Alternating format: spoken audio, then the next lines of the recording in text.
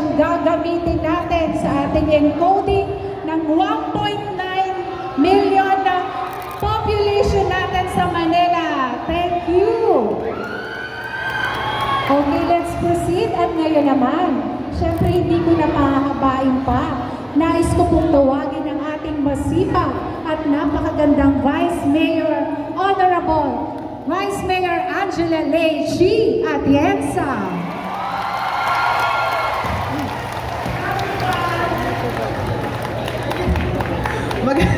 Magandang umaga sa inyo lahat. Kamusta po kayo? Well, bago po ang lahat, gusto ko munang bumati sa ating napakagaling na alkalde na si Yorme Isko Moreno Damagoso. Good morning, Yorme. Sa ating hindi natutulog na si Director Grace Padilla. Tama ako, di ba? Kay Sir Wilson Chan, Director ng EMED Healthcare Solutions Incorporated. Kay Clarence Sevilla, PhilHealth Representative. Nandito ba siya? Nandyan siya. Hello po. Ma'am Lalaine Lapitan, PhilHealth Representative rin. And sa lahat ng mga barangay healthcare workers na narito ngayon. Alam niyo po, nung kami nangangampanya ni Yorme, talagang sinabi niya sa akin na gusto niyang pagandahin ang healthcare system dito sa ating lungsod. At narinig rin niya ang hinaing ng mga barangay health workers na alam niya, miss niyo na ang kalinga at suporta mula sa gobyerno. Kaya pagpasok lang namin dito ni Yorme, doon ko na-realize buhay na buhay ang dugo ng mga BHW dito sa Manila. Na kahit na anong ininda namin ni Yorme, within that 100 days, nakita nyo naman, kayo talaga ang ginawang prioridad. Kaya palakpakan natin ang ating alkalde na si Yorme Isko Moreno Damagoso. Ang taray nyo, sosyal! Mga tablet kagad. But nevertheless, alam nyo, nandito ako para ipakilala ang isang tao na alam ko naman kilalang kilala nyo na at mahal na mahal ninyo. Pero, gusto ko lang i-share sa inyo na bagkus ang iniisip ninyo ang aming tambalan, nag-umpisa lang ngayon. Pero sa totoo lang, ang tambalan namin, nag-umpisa nung kami ay bata pa. Nung siya ay 23 years old at ako ay isang nene pa.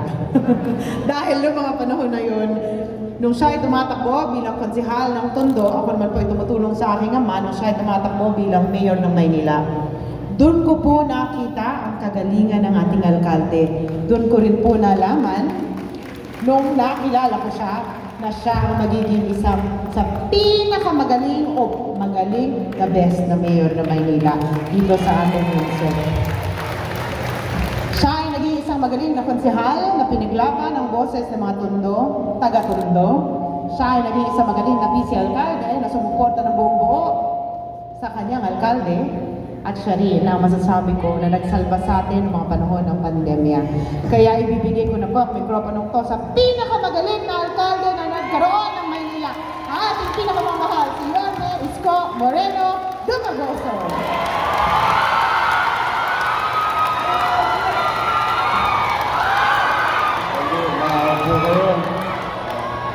Maraming salamat. Maraming salamat sa ating maganda at masipag na Vice Mayor G. Atienza. Sa ating pong mga bisita, lalong-lalo na sa PhilHealth, no? Ang ating partner sa pag-deliver ng kalusugan sa ating maayos na programang pangkalusugan para sa ating mga kababayan sa lungsod. Palakpakan natin ang PhilHealth. At ang ating magiging partner, alam niyo,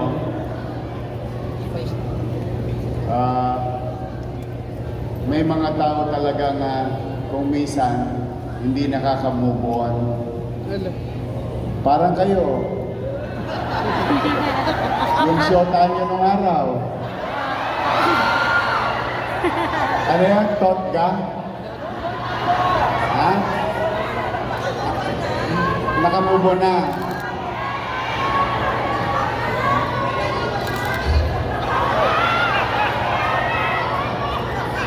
Kaya, ang buhay hindi magiging masayahin kapag lagi ka nakalingon sa likod. Kasi habang naglalakad ka, pag lagi ka nakatingin sa likod, madadapa ka lalo. Kaya kailangan, pag nagdaan na ang panahon at nagpasya na ang panahon, dapat move on na. But recently, with Manila Health Department, may ilang pa yatang individual na hindi naka-move on. Pinahirapan tayo. We were put in the dark. We were shut down immediately by our partners because they are friends with others of the past.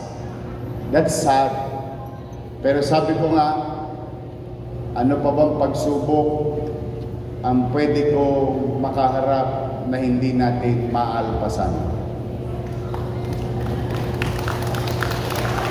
Lahat yata ng suliranin, para na tayo nag-Sharon Cuneta. Hindi binalot, pasan ko ang daigdig. Napanood niyo ba yun?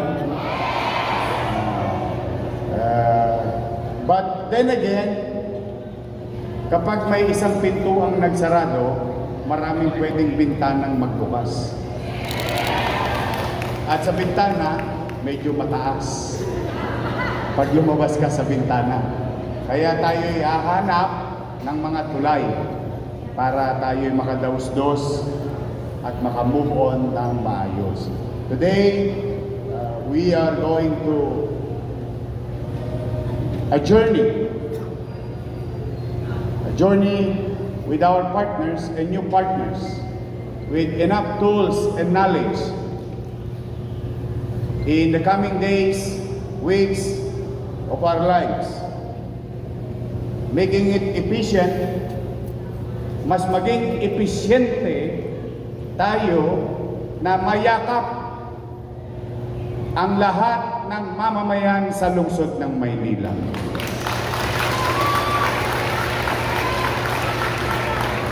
Pero yung pangarap ko na yan, mananatili ang pangarap kapag wala kayo.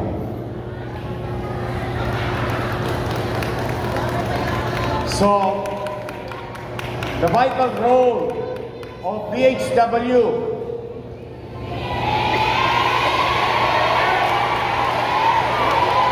nutritionists and all other employees of non-medical portion of the Manila Health Department.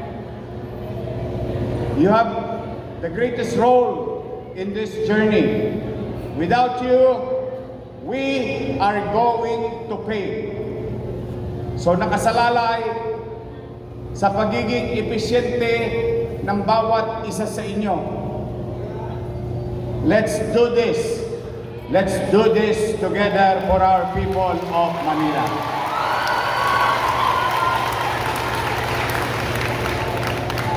Kahit na tayo'y naghihikahos sa pananalapi, hindi ako titigil sa maliit kong kaparaanan makagawa ng mga bagay na makatatawid sa atin. Kaya, steady lang kayo dyan sa Gedli. Sasaya ang Pasko nyo.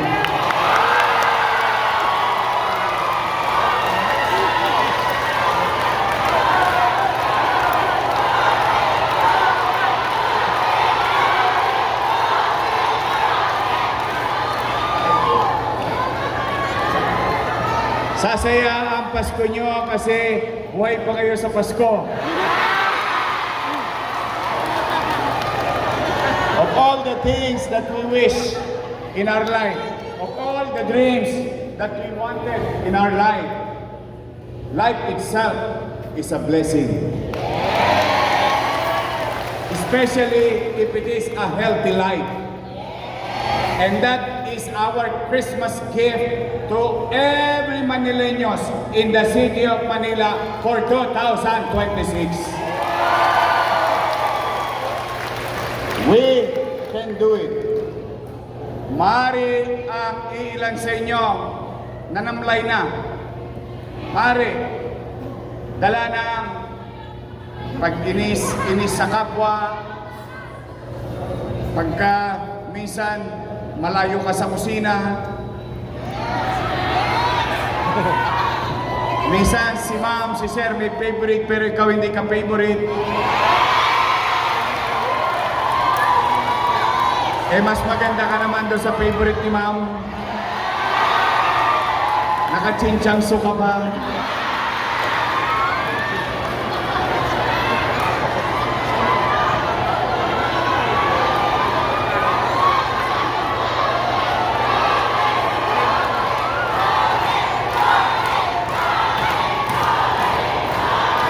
Kaya, let's start right so that we end right.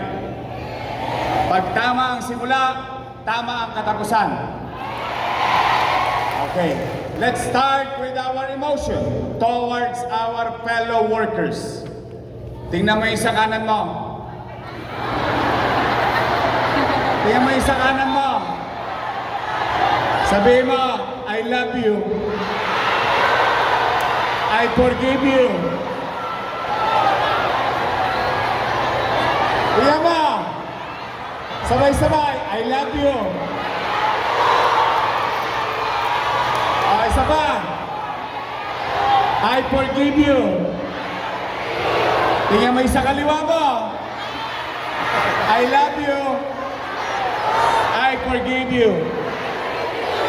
Sabay-sabay naman tayo. Let's work together. Let's work for the people of Manila. Let's work for the future of our children. And let's pray and work for a healthy Manileños in the city of Manila.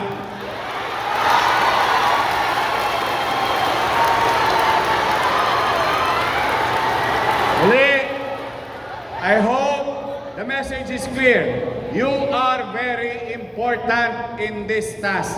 Excel from it. Do your best. You were chosen, you are part of the organization because you are the best. Tama ba? Are you the best? Show that, boys.